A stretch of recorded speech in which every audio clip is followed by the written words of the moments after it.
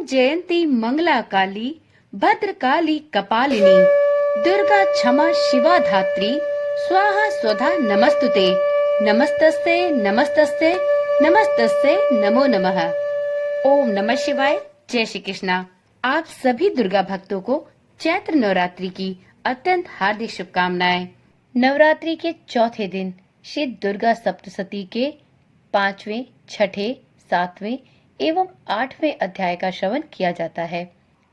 आज की वीडियो में हम सभी साधकगण श्री दुर्गा सप्तशती के 5वें, 6ठे, 7वें और 8वें अध्याय का श्रवण करेंगे। आप सभी साधकों की सुविधा देखते हुए और वीडियो बहुत लंबी ना हो, इस बात का ध्यान रखते हुए हम नवरात्रि के चौथे दिन के पाठ को 2 भागों में विभक्त करेंगे। इस वीडियो में श्री दुर्गा सप्तशती के 5वें और 6ठे अध्याय का श्रवण किया जाएगा और इसके पश्चात अगली आने वाली वीडियो में 7वें और 8वें अध्याय का श्रवण किया जाएगा। सबसे पहले हम सभी श्री गणेश भगवान का नमन करते हुए, उनका स्मरण करते हुए इस पाठ का प्रारंभ करेंगे। ओम श्री गणेशाय नमो नमः। ओम चंडिकाय नमो नमः। ओम दुर्गाय नमो नमः। अध्याय 5 में 129 श्लोकों में देवताओं द्वारा देवी के स्तुति का वर्णन है। महर्षि मेधा ने कहा, पूर्व काल में शुंभ एवं निशुंभ नामक असुरों ने अपने बल के मत से इंद्र का त्रिलोकी का राज्य और यज्ञों के भाग छीन लिए और वह दोनों इसी प्रकार सूर्य, चंद्रमा, धर्मराज और वरुण के अधिकार भी छीनकर स्वयं ही उनका उपयोग करने लगे। वायु और अग्नि का कार्य भी वही करने लगे और इसके पश्चात उन्होंने जिन देवताओं का राज्य छीना था उनको अपने अपने स्थान से निकाल दिया। इस तरह से अधिकार छीने हुए देवता और दैत्यों द्वारा निकाले हुए देवता सभी देवतागण अपराजिता देवी का स्मरण करने लगे कि देवी ने हमको वर दिया था कि मैं तुम्हारी संपूर्ण विपत्तियों को नष्ट करके तुम सबकी रक्षा करूंगी। ऐसा विचार कर सभी देवता हिमालय पर एकत्र हुए और भगवती विष्णु माया की स्तुति करने लगे। देवताओं ने कहा, देवी को नमस्कार है, शिव को नमस्कार है, प्रकृति और भद्रा को नमस्कार है। हम लोग रौद्र नित्या और गौरी को नमस्कार करते हैं। ज्योत्स्नामयी, चंद्र रूपिणी एवं सुख रूपा देवी को निरंतर नमस्कार है। शरणागतों का कल्याण करने वाली वृद्धि और सिद्धि रूपा देवी को हम बार बार नमस्कार करते हैं और नेत्र रीति राजाओं की लक्ष्मी तथा सवार्णी को नमस्कार है। दुर्गा को दुर्ग स्थलों को पार करने वाली दुर्गपारा को, सारा, सर्वकारिणी, ख्याति कृष्ण और धूम्र देवी को सदैव नमस्कार है। अत्यंत सौम्य तथा अत्यंत रौद्र रूपा को हम नमस्कार करते हैं। उन्हें हमारा बारंबार प्रणाम है। जगत की आधारभूत कृति देवी को बार बार नमस्कार करते हैं। जिस देवी को प्राणी मात्र विष्णु माया कहते हैं उसको नमस्कार है, उसको नमस्कार है, उसको नमस्कार है। जो देवी संपूर्ण प्राणियों में चेतना कहलाती है उसको नमस्कार है, उसको नमस्कार है, उसको नमस्कार है। जो देवी संपूर्ण प्राणियों में बुद्धि रूप में स्थित है उसको नमस्कार है, उसको नमस्कार है, उसको नमस्कार है। जो देवी सभी प्राणियों में निद्रा रूप में विराजमान है उसको नमस्कार है, उसको नमस्कार है, उसको नमस्कार है। जो देवी संपूर्ण प्राणियों में क्षुधा रूप में विराजमान है उसको नमस्कार है, उसको नमस्कार है, उसको नमस्कार है। जो देवी संपूर्ण प्राणियों में छाया रूप में स्थित है उसको नमस्कार है, उसको नमस्कार है, उसको नमस्कार है। जो देवी सभी प्राणियों में शक्ति रूप से स्थित है उसको नमस्कार है, उसको नमस्कार है, उसको नमस्कार है। जो देवी संपूर्ण प्राणियों में त्रिष्ठा रूप में स्थित है उसको नमस्कार है, उसको नमस्कार है, उसको नमस्कार है। जो देवी सब प्राणियों में शांति रूप से स्थित है उसको नमस्कार है, उसको नमस्कार है, उसको नमस्कार है। जो देवी सब प्राणियों में जाति रूप से स्थित है, उसको नमस्कार है। उसको नमस्कार है। उसको नमस्कार है। जो देवी सभी प्राणियों में लज्जा रूप से स्थित है, उसको नमस्कार है। उसको नमस्कार है। उसको नमस्कार है। जो देवी संपूर्ण प्राणियों में श्रद्धा रूप से स्थित है, उसको नमस्कार है। उसको नमस्कार है। उसको नमस्कार है। जो देवी संपूर्ण प्राणियों में कांति रूप से स्थित है, जो देवी सभी प्राणियों में लक्ष्मी रूप से स्थित है, उसको नमस्कार है। उसको नमस्कार है। उसको नमस्कार है। जो देवी संपूर्ण प्राणियों में वृत्ति रूप में स्थित है, उसको नमस्कार है। उसको नमस्कार है। उसको नमस्कार है। जो देवी सभी प्राणियों में स्मृति रूप में विराजमान है, उसको नमस्कार है। उसको नमस्कार है। उसको नमस्कार है। जो देवी सभी प्राणियों में दया रूप से स्थित है, उसको नमस्कार है। उसको नमस्कार है। जो देवी सभी प्राणियों में तुष्टि रूप से स्थित है, उसको नमस्कार है। उसको नमस्कार है। उसको नमस्कार है। जो देवी संपूर्ण प्राणियों में मातृ रूप से स्थित है, उसको नमस्कार है। उसको नमस्कार है। उसको नमस्कार है। जो देवी संपूर्ण प्राणियों में भ्रांति रूप से स्थित है, उसको नमस्कार है। उसको नमस्कार है। उसको नमस्कार है। जो देवी संपूर्ण प्राणियों में नित्य व्याप्त रहती है, उसको नमस्कार है। उसको नमस्कार है। उसको नमस्कार है। जो देवी चैतन्य रूप से इस संपूर्ण संसार को व्याप्त करके स्थित है, उसको नमस्कार है। उसको नमस्कार है। उसको नमस्कार है। पूर्व काल में देवताओं ने अभिष्ट फल पाने के लिए जिसकी स्तुति की है, और देवराज इंद्र ने भी बहुत दिनों तक जिसका सेवन किया है, वह कल्याण की साधना भूता ईश्वरी हमारा कल्याण और मंगल करे तथा सारी विपत्तियों को नष्ट कर डाले। असुरों के सताए हुए हम संपूर्ण देवता उस परमेश्वरी को इस समय नमस्कार करते हैं तथा जो भक्ति पूर्वक स्मरण किए जाने पर तुरंत ही सब विपत्तियों को नष्ट कर देती है, वह जगदम्बा इस समय भी हमारा मंगल करके हमारी समस्त विपत्तियों को दूर करे। महर्षि मेधा ने कहा, हे राजन, इस प्रकार जब सभी देवतागण स्तुति कर रहे थे तो उसी समय पार्वती देवी गंगा में स्नान करने के लिए आईं। तब उनके शरीर से प्रकट होकर शिवा देवी बोली, शुंभ दैत्य के द्वारा स्वर्ग से निकले हुए और निशुंभ से हारे हुए यह देवता मेरी स्तुति कर रहे हैं। पार्वती के शरीर से अंबिका निकली थी, इसलिए उसको संपूर्ण लोक में कौशिकी कहते हैं। कौशिकी के प्रकट होने के पश्चात पार्वती देवी के शरीर का रंग काला हो गया और वह हिमालय पर रहने वाली कालिका देवी के नाम से प्रसिद्ध हुई। फिर शुंभ और निशुंभ के दूत चंड मुंड वहां आए और उन्होंने परम मनोहर रूप वाली अंबिका देवी को देखा। फिर वह शुंभ के पास जाकर बोले, महाराज, एक अत्यंत सुंदर स्त्री हिमालय को प्रकाशित कर रही है। वैसा रंग रूप आज तक हमने किसी स्त्री में नहीं देखा। हे असुरेश्वर, आप यह पता लगाएं कि वह स्त्री कौन है और उसको शीघ्र ही ग्रहण करें। वह स्त्री स्त्रियों में रत्न है। वह अपनी कांति से दसों दिशाओं को प्रकाशित करती हुई वहां स्थित है, इसलिए आपका उसको देखना अत्यंत ही उचित और आवश्यक है। हे प्रभु, तीनों लोकों के हाथी, घोड़े और मणि इत्यादि जितने भी रत्न हैं, वह सब इस समय आपके घर में शोभायमान है। हाथियों में रत्न रूप एरावत हाथी और उच्च श्रवा नामक घोड़ा तो आप इंद्र से ले आए हैं। हंसों द्वारा जुता हुआ विमान जो कि ब्रह्मा जी के पास था, अब वह आपके पास से है। और यह महापद नामक खजाना आपने कुबेर से छीना है। समुद्र ने आपको सदा खिले हुए पुष्पों की किंचल किनी नामक माला दी है। वरुण का कंचन की वर्षा करने वाला छत्र आपके पास है। रथों में श्रेष्ठ प्रजापति का रथ भी आपके पास ही है।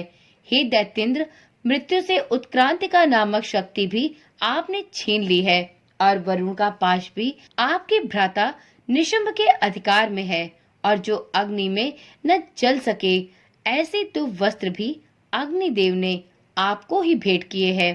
हे दैत्यराज, इस प्रकार सारी रत्न रूपी वस्तुएं आप संग्रह कर चुके हैं, तो फिर यह कल्याणकारी स्त्रियों में रत्न रूप अनुपम स्त्री आप क्यों नहीं ग्रहण करते? महर्षि मेधा बोले। चंडमुंड का यह वचन सुनकर शुंभ ने विचारा कि सुग्रीव को अपना दूत बनाकर देवी के पास भेजा जाए। प्रथम उसको सब कुछ समझा दिया और कहा कि वहां जाकर तुम उसको भली प्रकार से समझाना और ऐसा उपाय करना जिससे वह शीघ्र प्रसन्न होकर तुम्हारे साथ मेरे पास चली आए। भली प्रकार समझाकर कहना। दूत सुग्रीव पर्वत के उस रमणीय भाग में पहुंचा जहां देवी रहती थी। दूत ने कहा, हे देवी, दैत्यों का राजा शुंभ जो इस समय तीनों लोकों का स्वामी है, मैं उसका दूत हूँ और यहाँ तुम्हारे पास आया हूँ। संपूर्ण देवता उसकी आज्ञा एक स्वर से मानते हैं। अब जो कुछ उसने कहला भेजा है वह ध्यान पूर्वक सुनो।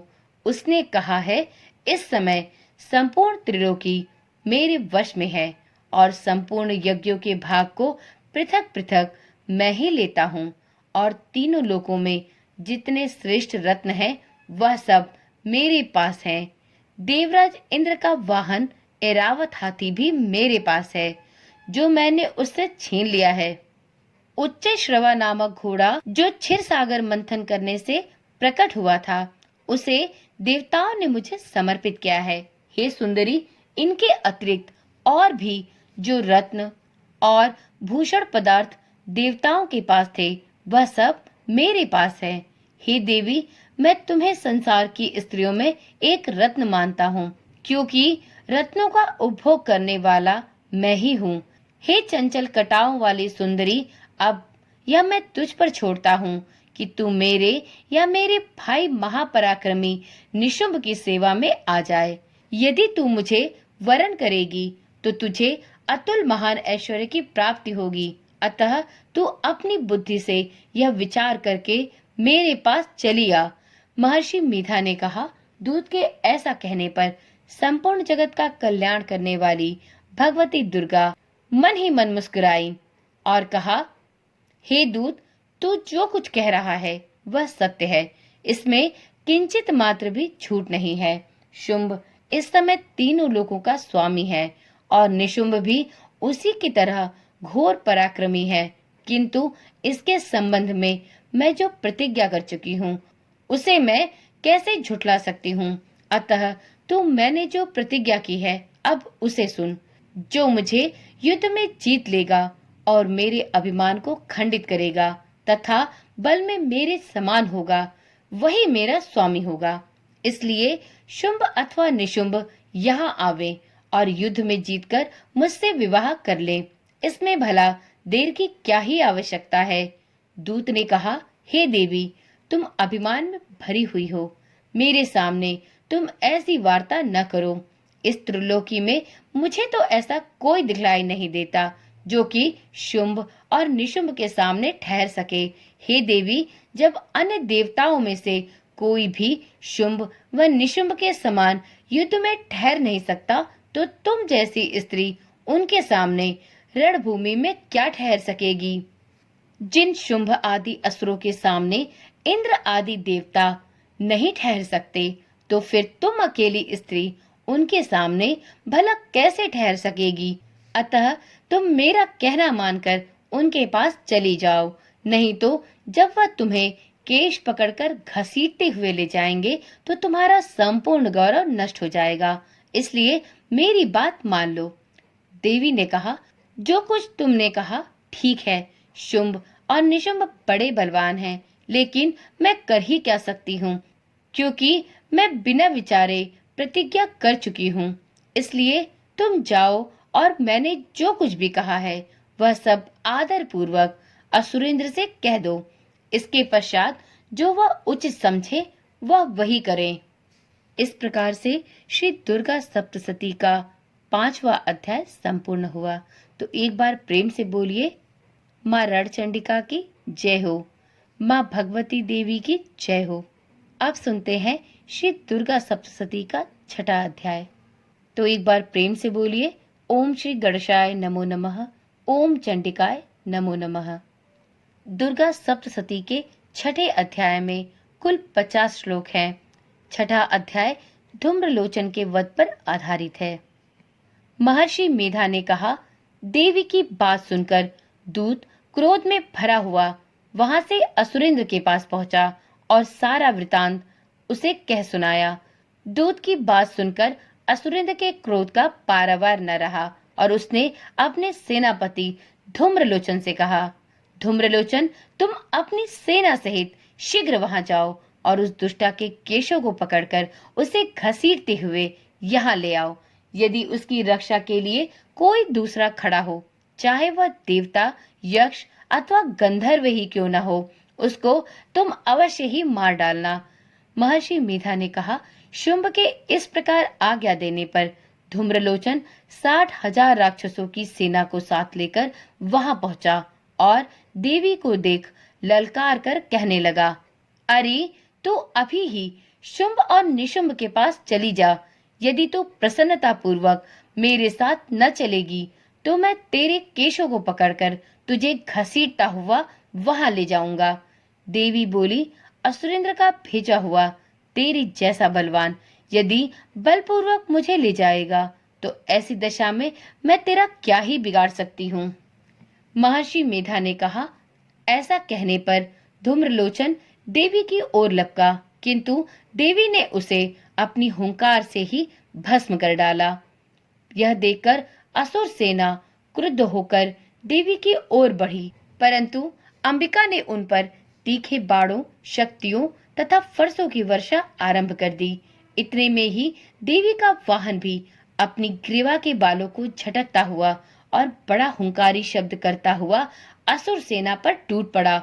उसने कई असुरों को अपने पंजों से, कई को अपने जबड़ों से और कई को धरती पर पटक पटक कर अपनी दाढ़ों से घायल करके मार डाला। उसने कई असुरों के अपने नख से पेट फाड़े और कई असुरों का तो केवल थप्पड़ मारकर सिर धड़ से अलग कर दिया। कई असुरों की भुजाएं और सिर तोड़ डाले और गर्दन के बालों को हिलाते हुए उसने कई असुरों को पकड़कर उनके पेट फाड़कर उनका रक्त पी डाला।